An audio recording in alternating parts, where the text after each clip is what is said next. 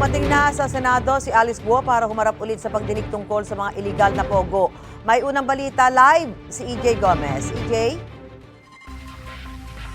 Susan, nandito nga tayo ngayon sa Senado. As of 7:02 a.m. ay dumating dito sa Senate yung convoy na naghatid kay dating Banban Mayor Alice Guo mula sa Pasig City Jail Female Dormitory. 6:16 a.m. kanina nung umalis yung convoy, apat na vehicle ng Bureau of Jail and Bureau of Jail Management and Penology o BJMP yung kasama sa convoy at may kasama doon na isang ambulansya na nakabuntot patungo dito sa Senate.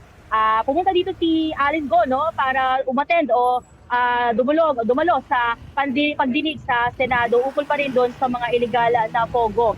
And kanina alas 9 nalaman natin na schedule niya dito sa hearing mamayang alas 9 yan nakatakda na ayon kay Senate President Pro Tempore Jinggoy Estrada, ito na ang posibleng huling pagdinig sa Senado tungkol sa mga illegal na pogo. Susan, kanina tumagal ng saktong 47 minutes yung biniyahe natin mula doon sa Pasig City Jail papunta dito sa Senate.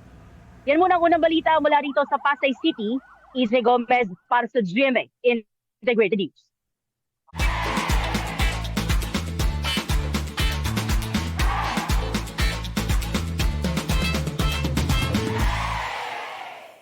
Mga kapuso, para una ka sa mga balita, mag-subscribe sa GMA Integrated News sa YouTube. Sa mga kapuso abroad, subaybayan niyo po kami sa GMA Pinoy TV at sa www.gmanews.tv.